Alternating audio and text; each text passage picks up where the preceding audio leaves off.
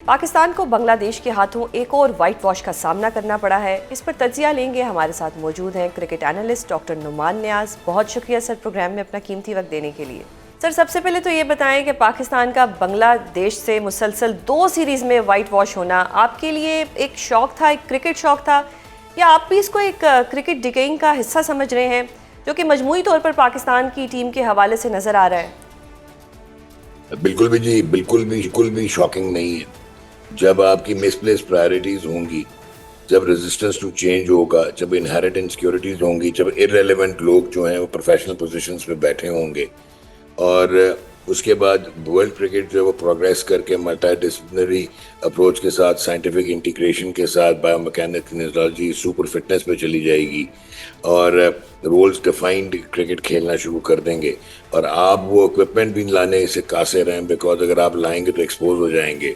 तो फिर अगर आप फिएट हैं तो फरारीज तो आपको आगे बढ़ने नहीं देंगी। अब अनफॉर्चुनेट चीज़ ये है कि बांग्लादेश जो 2000 और 2001 से लेके 2024 तक सोचता भी नहीं था कि पाकिस्तान से टेस्ट मैच जीतेगा, वो 4 सक्सेसिव जीता और एक वर्ल्ड रिकॉर्ड हुआ है, क्योंकि Zimbabwe was the only team जो 3 उनसे टेस्ट मैच हारी हुई थी। हम 4 हार चुके हैं, सक्सेसिव वाइट वॉशेस करवाए। Credit to Bangladesh for 2 reasons. एक तो उन्होंने प्रोग्रेसिव बिहेवियर दिखाया, वो प्रोग्रेस कर रहे हैं, और हम रिग्रेस कर रहे हैं और हम अपने लोएस्ट में हैं। 1960s की डेकेड को डेकेडेंस कहा जाता था कि आपने 10 साल में सिर्फ 30 टेस्ट खेले थे, 6 कप्तान आपके बदल गए थे, और 2 साल आप क्रिकेट इंटरनेशनल आपको सीरीज नहीं मिली थी, और आप जो है सिर्फ 2 टेस्ट मैच जीते थे। बट ये तो तमाम रिकॉर्ड तोड़ गए हैं, ये तो डिजर्व ही नहीं करते। जो भी लड़के खेल रहे थे, bowler specially, they don't deserve to play test match cricket. तो इररेलेवेंट लग रहे थे, उनकी फिटनेस ही नहीं है। सो उसका रीज़न ये है कि अच्छा, दूसरा री-इन्फोर्सिंग फेलियर्स। कहाँ से दुनिया में होता है कि आपने 16 टेस्ट में कप्तानी करवा दी शान मसूद से, 12 टेस्ट मैच आप हार गए, और जो 4 जीते भी स्क्वायर टर्नर्स पे घर पे जीते, पंखे लगा के, पिचेस बना के। अब अगर आप बांग्लादेश को देखें, कल्चरली इनहेरेंट उनकी स्पिन बॉलिंग थी। वो भी चाहते तो गज टर्न होने वाली स्पिन पिचेस बनाते, और वहाँ पे ताजुल इस्लाम और मेहदी हसन मिराज वगैरह से नईम है उनके पास, उससे वो आउट करवा लेते। उन्होंने फास्ट बॉलर्स पे फोकस करके प्रोसेस ड्रिवन फास्ट बॉलर्स बनाए हैं, सुपर फिट हैं। अब अगर आप देखें तो उनका जो स्लोएस्ट बॉलर था वो आपके फास्टेस्ट बॉलर से तेज गेंद कर रहा था। नहीं राना तीसरे सेशन में भी 140 प्लस कर रहा था। That is all about fitness attitude. तो आपकी फिटनेस ही नहीं है तो आप just you go through the actions. So unfortunately this is the worst we are seeing. And 8वें नंबर पे आज आप टीम बन गई आपकी। और आपको एक और शॉकिंग न्यूज़ देता हूँ कि जनरली वो अच्छी टीमें होती हैं जो रन ज़्यादा करती हैं और कंसीड कम करती हैं बॉलिंग में। तो south Africa remains the best team in the world. आप 9वें नंबर पे आ चुके हैं, और आपका जो एवरेज डिफरेंस है, यानी कि बैटिंग में अगर आप 24.95 रन करते हैं तो बॉलिंग में आप 31,059 दे देते हैं।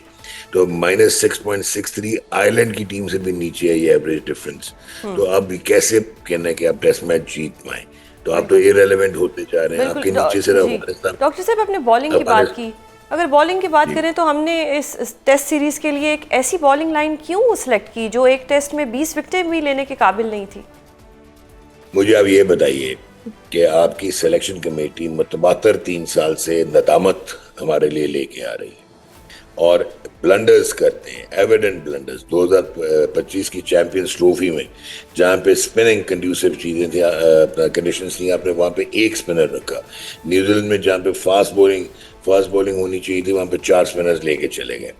सो उनको कुछ नहीं कहा गया, नंबर 1। नंबर 2, आपका एक क्लैन सिस्टम है। You scratch my back, I scratch yours. आपके ग्रुप्स बने हुए हैं जो कि एक दूसरे को वो करते हैं, तकवीयत देते हैं। आपकी फ्रेंचाइजेस का कोई बैक एंडेड रोल बन चुका है कि वो अपने लड़कों को खिलाते हैं, नेटवर्किंग है, तो फिर मेरिट नहीं होता। अभी आपके पास रेड बॉल बॉलर्स जो हैं वो हैं, ये नहीं है कि आपके पास नहीं है। जो सीजन खेले, उषा खान है आपके पास, नियाज है आपके, एक वो लड़का है खलड़ो, उसने 104 आउट किए हुए हैं। फिर आपके पास अली रजा इज 150 के करीब वो गेंद करता है, तो आप उनको लेके जाते। आप हसन अली को ले गए जिसकी फिटनेस डाउटफुल थी। आपने खुरम शहजाद, अगेन उसकी फिटनेस डाउटफुल होती है। खैर वो है भी मीडियम पेस है, इज नॉट लाइक कि बहुत ही वो तेज हो गए अब्बास, बट उनको आपका एक्सप्रेस बॉलर कौन था, शहनशाह अफरीदी जो 122 पे आ जाते हैं रेड बॉल में, अभी आप इनको T20 खिलाएं तो 140 कर देंगे। जब 4 ओवर्स करने होते हैं तो they are trained like that कि 4 ओवर की मसल मेमोरी है, and then you expect that they are going to deliver in longer duration cricket.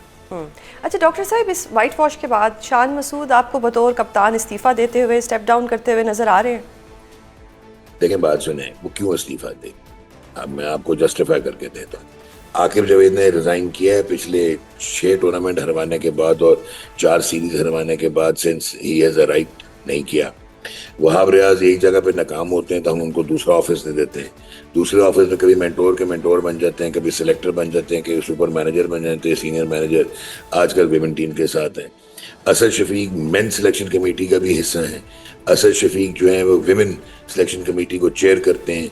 Asad Shafiq जो है वो Hanif Mohammad high performance centre Karachi उसके डायरेक्टर हैं और अब पाकिस्तान टीम के बैटिंग कोच हैं। सरफराज अहमद आपकी पाकिस्तान अंडर 19 और पाकिस्तान शाहीन्स के मेंटोर हैं, एडवाइज़र हैं और आपके मेन सिलेक्टर हैं, सिलेक्शन कमेटी के मेंबर हैं और अब हेड कोच हैं। सरफराज अहमद 2 साल पहले यानी पौने 2 साल पहले जब बांग्लादेश पाकिस्तान आया था, जब हम सीरीज हारे हैं, एक साइड मैच हुआ था पाकिस्तान शाहीन्स का, उनके विकेट कीपर थे और अब बगैर सैंपल साइज के, बगैर एक्सपीरियंस के वो कोच हैं। तो उन्होंने कहाँ पे कोचिंग सीखी?